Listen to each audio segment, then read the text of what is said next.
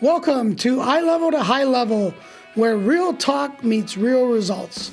I'm Jimmy Rios, and each week we break down the mindset, money moves, and strategies you need to elevate your life and business. Let's level up.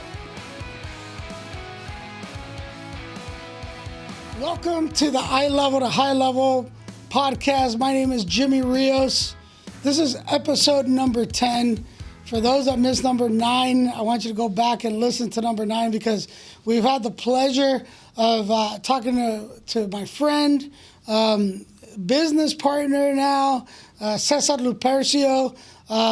Cesar came to us last year through just, all I can say is God. And he had some situations in his life. And, you know, we're talking about a program that we developed called the Eye Level to High Level program, which in its bare essence is meant to alleviate the burden of debt and all the anxieties and fears that go with having that, and not only in your business, but in your personal life. And utilizing maybe some non-traditional forms of compound interest in investing to be able to break away from the shackles of what we call the golden handcuffs. That is what we usually have that keeps us from doing the things we want, right?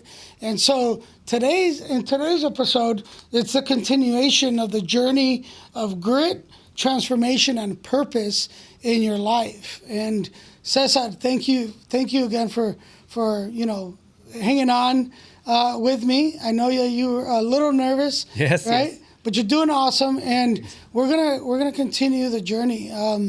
When we left off, we were at that jumping point in the transformation, right? Because you were vulnerable enough to come to me and say, okay, I'm going through these problems, right? So at this point now, your wife has gotten sick. She's very sick, right? They can't find really the true cure of what's happening in her life. It's got attributed to something post-COVID. Double whammy, she gets laid off. Mm-hmm. Right, so she's a manager at a 99-cent shop, and now she has no job. So as a dual income family, you're now picking up the pieces, trying to make ends meet. You're still working and you have your benefits, but things are just not there yet. And so because of some things from the past, you couldn't really rely on credit anymore to leverage, right? So when we started talking, we were looking for solutions. How are we going to help you, build basically another arm to supplement your income, all the while fixing your credit and also trying to get rid of the burden of debt that has been accrued not only from the skeletons in the closet from the past debt, but current debt, right? Because much of your debt was maxed out, all right? You've used it for everything, right? Medical. Bills, medical, whatever. So you're going through a lot emotionally, but you're holding on to a lot of things too, right? And we, put together a blueprint for success. And part of this blueprint was we were going to set up an LLC, right? How much did you know about starting a business at that time in your life? I knew some basic stuff you hear on the internet, right? Like, sure. Oh, you need an LLC. I didn't even know, I thought you just open a business and then you have to go get an LLC. Yeah. But I didn't really know the depths of what it really did. My brother-in-law, I remember, I told him, you know what? He had bought a second home, and he was fortunate to be able to do that. But I said, I think you need an LLC. I'm not really quite sure, right. How that works. Maybe, you could find out. And it stayed like that. Yeah. But there's always a lot of misconceptions with building a business, right?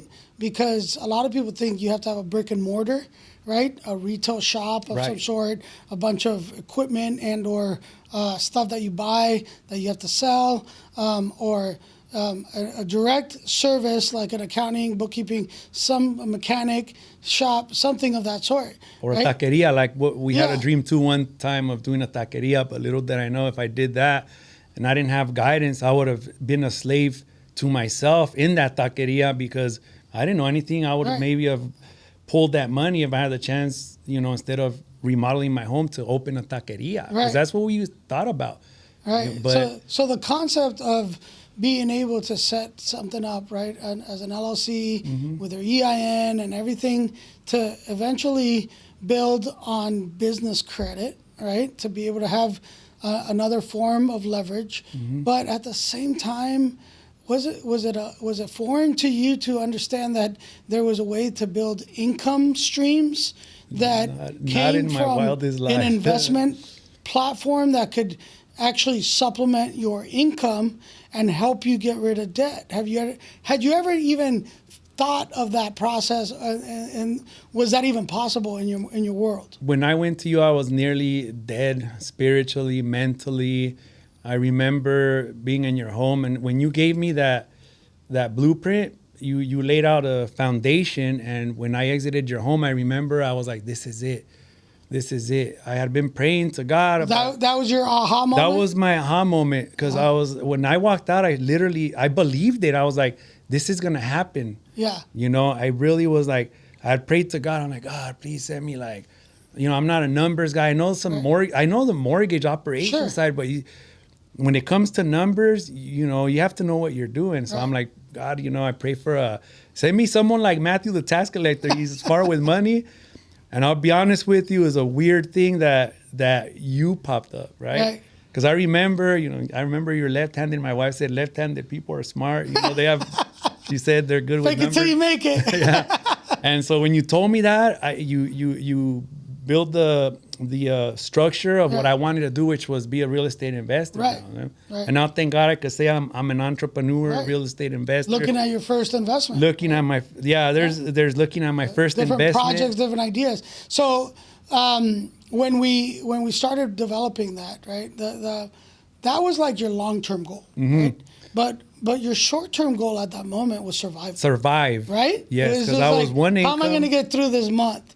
And you started at the end of August, and we got you some money, right? We were talking in the last show that we got some hard money loans. I was surprised you were able to do that. Yeah, we did that in a span of about a week. It happened fast. And once we got the money, we had, my partner Brian says, if you have money sitting, it's unemployed money. So we had unemployed money. We had to put that money to work. Right. So we put $25,000 in your savings. The other $25,000 went into our investment platform. Right. And traditionally speaking, when we talk about investments, right, people, when you say, what's a good investment, right? Most people will blurt out a number like, well, if I can make double-digit returns, right, 20%, 30%, you know, traditionally that's considered a good return, right?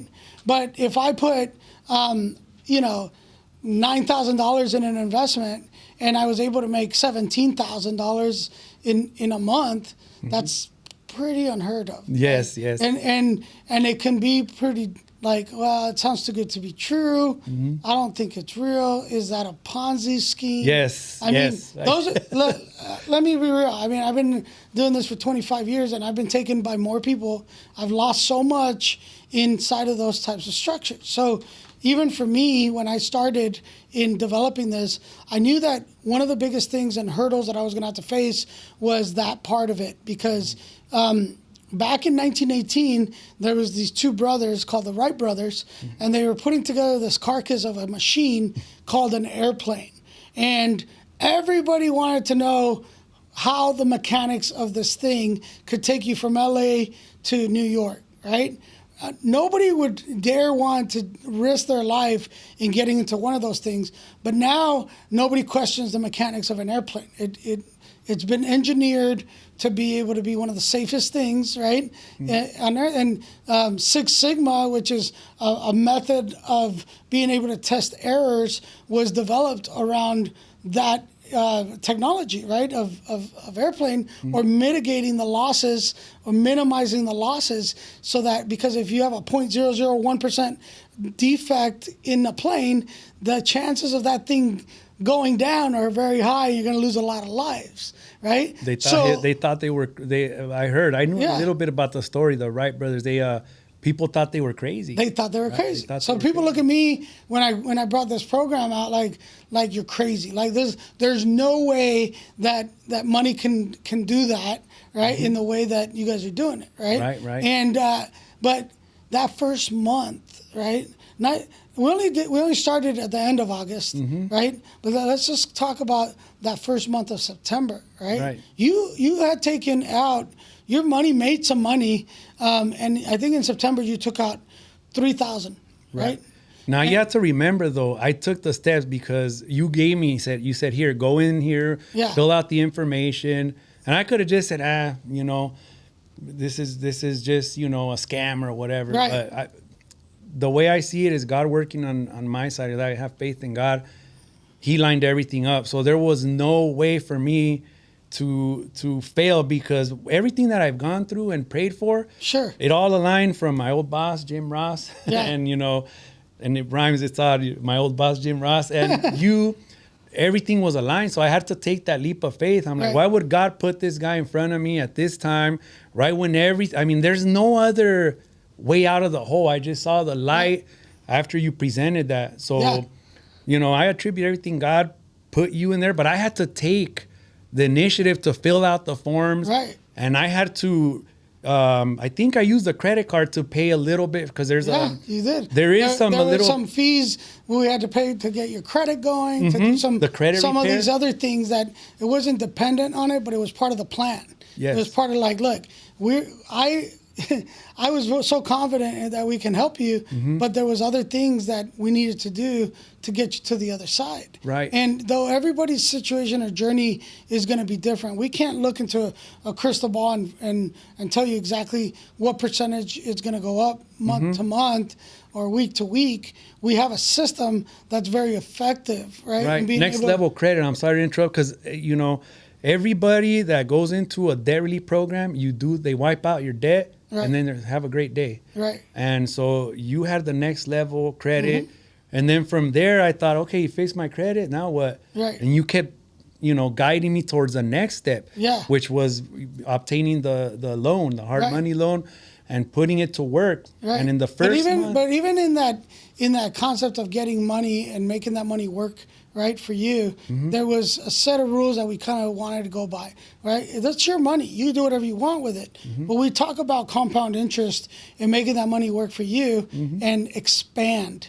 Right, we talk about that third arm, how it's going to come and help you sweep and get rid of debt and do the things that it's going to do. But you can't do that if you cannibalize on the savings and the money that was being produced, right? So I said, try to minimize or keep your withdrawals at about 10 to 15% of whatever gets profited or made, right? Because at the end of the year, you're going to be accountable for any withdrawals that you make in 1099 income. It's going to be income. Right? This is part of building your business and having a cash flow coming in, right? So it is very thought out in how we do things. It's not just make money to make money, right? I mean, people do it all the time on Robinhood, on their app. They buy, sell, buy, sell. There's no consciousness to using the money in any which way, where we're thinking, look, we know this can produce at a high optimal rate, but we don't want you to just go and cannibalize on it. We wanted to compound for a reason, right? Because September came about, October came about, November came about. Now, through these months, right, now we're entering the winter months, and your wife is still sick, right? She's still sick. She's still sick. You still have long COVID is what they said. She'd Long be COVID. about, they said 7 months. but how are you feeling about your job? Now you're supplementing your income, right? Because you've made enough every month to cover her income, in essence, right? I wasn't yet though, Jimmy, because I was working, and with the amount of money I was getting paid, it wasn't a whole lot. It was $25 an hour. Okay. And I'm not embarrassed to say that. From being in the mortgage industry, there's no other company. I don't know any other job unless you're a doctor, actor, to make a lot of money. Right. But after I saw my first review, right? Yeah. And I was like, wow. I was like, okay. And I couldn't touch it yet because it was just the first month. Right. But then the next month came along. I was like, whoa, what's going on? I didn't start taking withdrawals. I mean, I could have probably just been scared and quit and said, hey, give me my money back. But Right. I just followed what you said. Just stay, keep your job. Right. Right. I did say that. Keep I said, your job. Don't quit your day job yet. Mm-hmm. Right. I said we're building a foundation.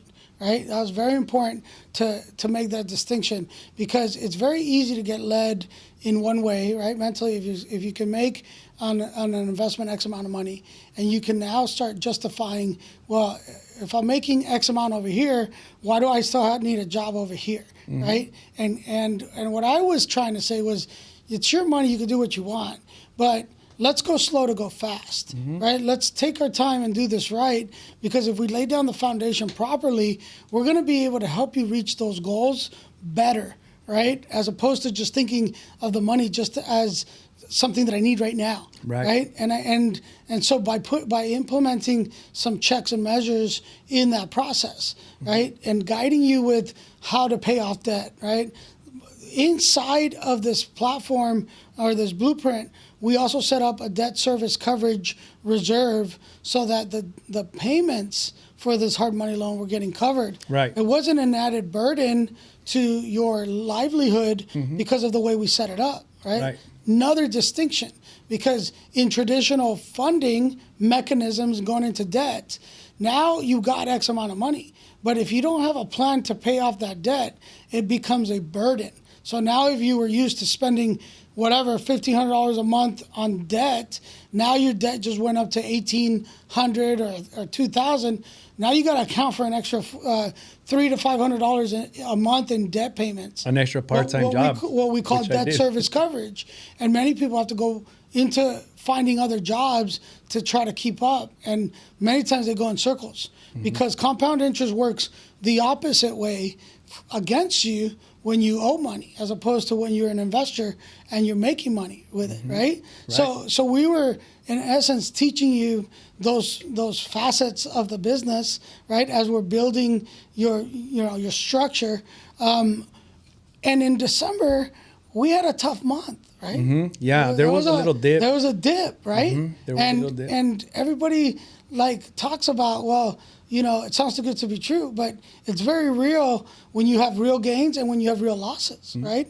The beautiful part about it, though, is it didn't disrupt your monthly gains. Your monthly gains kept going up because now you're dealing with more compound interest that you've accrued, right? So even though you took a dip in a month, it actually, the balance and the percentage kept going up. I wasn't worried. To be honest you were with you, still able to take withdrawals. I wasn't worried because I already had built from August through all the way through December. So I was like, I never had that much money, right? Yeah. And remember, I was still working.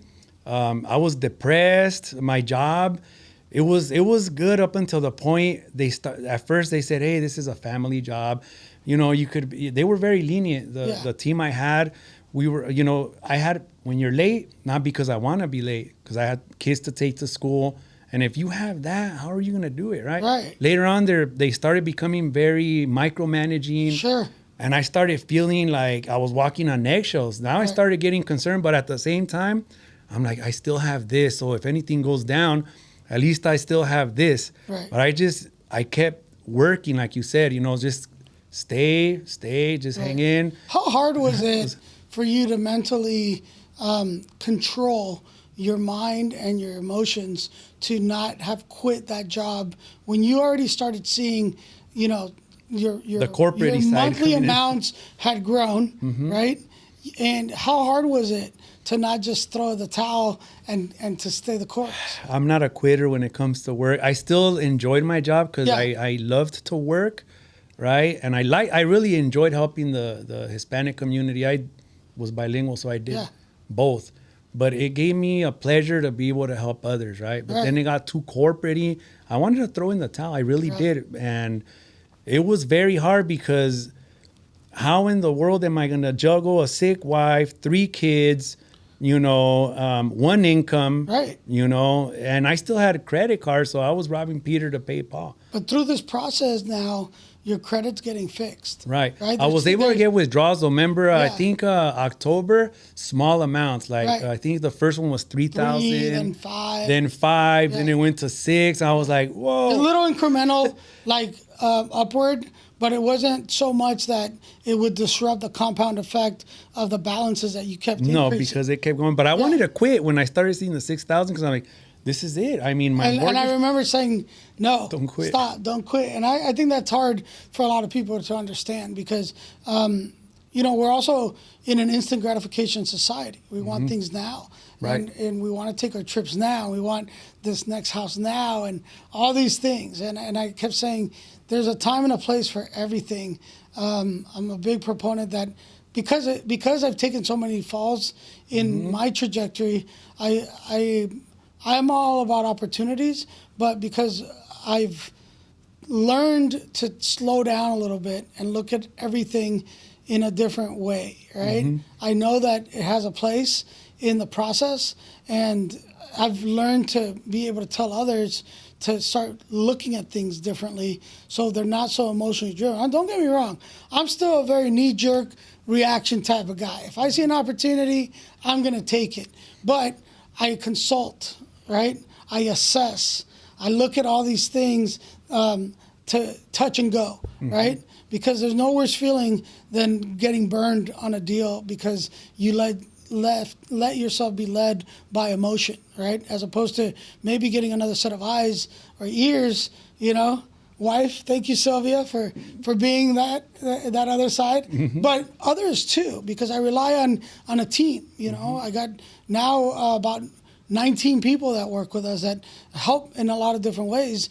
But I go back to basics and I ask for help because I know that I don't know it all. I'm always learning, right? So, but you already had the experience. That's you were vulnerable to tell me certain things that yes, that would be another podcast. But and that was the thing is that mistakes. to find the ability to lead others, you need to be able to lead yourself and learn from your mistakes. Right. You can't just let your ego keep driving that bus. You got to give it up, right? And I was like, all right, how can I help Cesar to see it in this way? Because I know what his emotions want. Right? The emotions want you to go spend, right? We had many coming to Jesus moments where I was like, Cesar, you got to control your budget, right? Yeah. And that's hard to tell another man what to do. I wasn't telling him how to use his money. I was just telling him that if he wants to get from here to here, there's going to be some we got to cover some holes. And there was holes in his delivery because it's easy to get money and then not know where that money went. You want to pay everybody off. Yes. I actually wanted to. I wanted to help my mom, which I did. Pay her back for whatever she loaned me. Sure. I paid my son. I had to borrow from my son. Right. A couple of thousand. He was working at the gym. Yeah. Just like the How facility hard was worker. that? It was hard. It was. I said, hey son, you know what? I need your help. Dang. But I humbled myself. I said, Yeah. you know what? I'd rather go to him and than go pawn a ring, Right. which I used to in the past. We all went through that. But he was humble enough to say, yeah, Dad, I said, you know what, mijo, I have faith. We're going to get this back. And he had saved it for a laptop. Yeah. That's what he wanted the money for. So he gave me his laptop money to survive. Wow. Which, that God put him as a blessing. I say, hey, now I knew why you're here, son. God knew that I was going to need your help maybe, Now, through your wife got sick and there's very vulnerable moments that happen when you're going through something like that. We aren't made of steel where we're going to live forever. And, we start thinking a little bit different on, our lifespan, what happens if this happens, right? All these things nobody wants to talk about, right? At some point, I think it was maybe February or March, we had another meeting where I came to your house and we started talking about looking at estate planning, wills, life insurance, right? These were totally different things, Right. like you were not probably exposed to in any which way, right? I heard of term insurance. Yeah, I've you heard heard of of some of the my work components. insurance. Right. But You know? after learning a little bit more, and today's session that we had with Josh Norris at Arrive Financial. Blessing to meet Josh. Tell us a little bit about what you learned of the importance of having these other parts of your life handled versus not? It's hard, honestly, I don't know if they teach this in school, but if I knew that I had to get some sort of planning or something, because what's going to happen with all this money, and I have my kids, and I heard horror stories of, I've seen the car washes, a funeral happens, GoFundMe account. And there's times where I remember there were sales, the TV and people come. I had friends that used to do that. Right. And I was like, why am I going to waste money? I'm living paycheck to paycheck. Why am I going to buy a policy right now? Right. My job has it. But I really never knew the ins and outs of it. But meeting you and Josh, and it's a whole other language, but I have trust in you. And with Josh, he explained to me everything so that we set everything up for my kids, my wife. Because I don't want to have to be worried if, God forbid, anything happens to me today, God forbid, on the way home from work.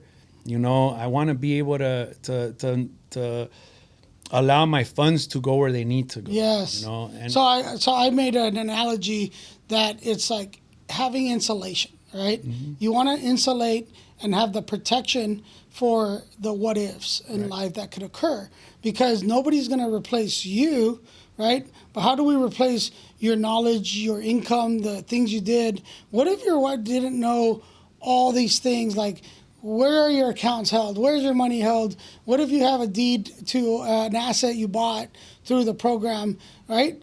We need to start getting very real about the reality of things, right? Because money is going to come. You're going to make X amount of money, and now we're going to put that money to work, because if you don't, capital gains is going to eat a portion of that.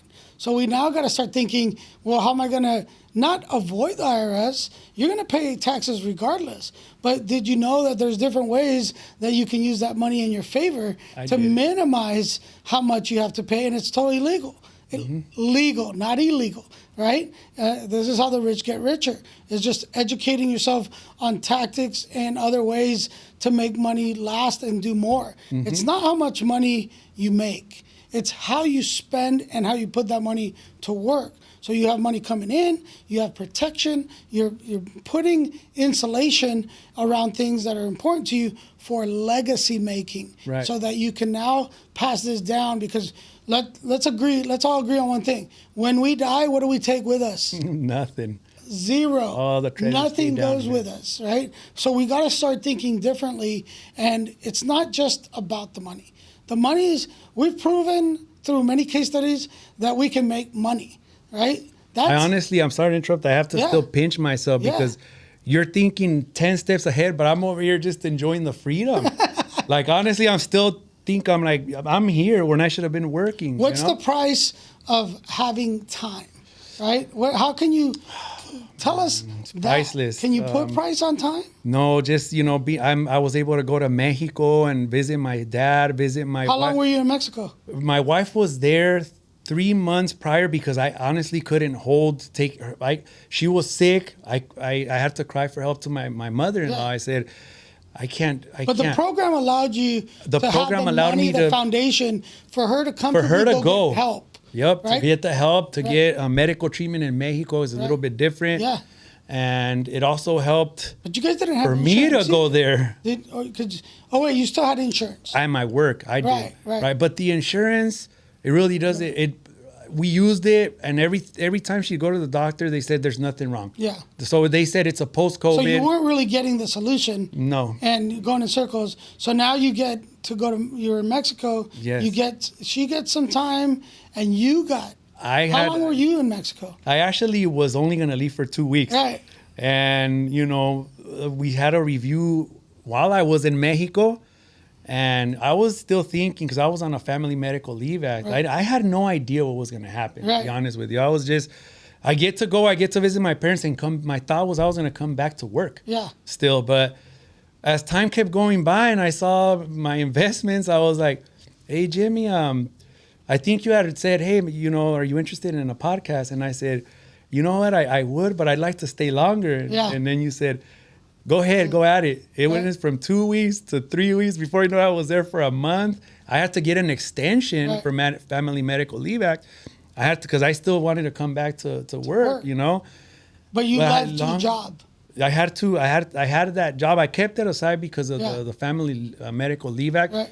But I had the But withdrawals. when you were in Mexico, you made that decision. In Mexico, I thought I was gonna come back, but then afterwards you said you could stay longer, and then before you know it, more time when you're like, when are you coming back? Yeah. I just lost track of time because I didn't need it because I had enough funds to pay my mortgage. I had enough funds to care for my wife. I actually almost wanted to stay, Right. you know, but So we're gonna be wrapping it up, but here we are now.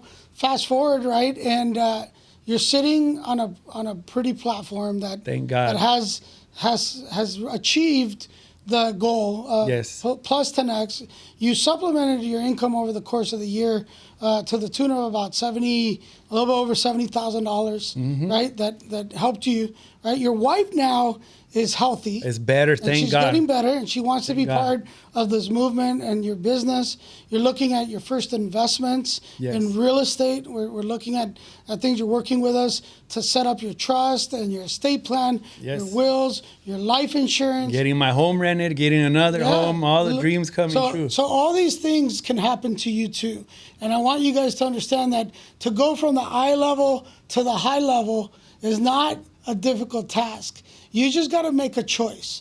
Do you want to do or do you don't? Right? One or the other. There's no fear in the middle. So take the fear away. Let's start working together. Let's start achieving our goals. Let's start living. Don't wait to be 70, 72 to retire. Let's start living now and do the things you want to do now, because who knows at 72 if you're going to be able to do the things you want, right? Let's start thinking differently. Let's get out of the traditional. Let's get on the non-traditional. Let's break the boxes. Let's take ourselves to the next level and let's do it. And I wish we had more Yes. time because my neighbors, and I still have more to say, but people that are seeing, my neighbors, you know, one of them joined. There's 6 people that I've joined just by people. watching, 6 just people. by seeing me. I didn't have to Changing tell them people's anything. lives is more than money. That's where you got to think. That's where I feel the blessing. We got to go, Cesar. Thank right. you so much, man. Appreciate it, Jimmy. Appreciate Thanks for you. having me here. God bless everybody. You guys, thank you. We'll talk to you on the next one. Thanks for tuning in to Eye Level to High Level. If you're ready to rise above the average, subscribe, share, and follow us for more ways to take your grind to greatness. Until next time, keep pushing higher.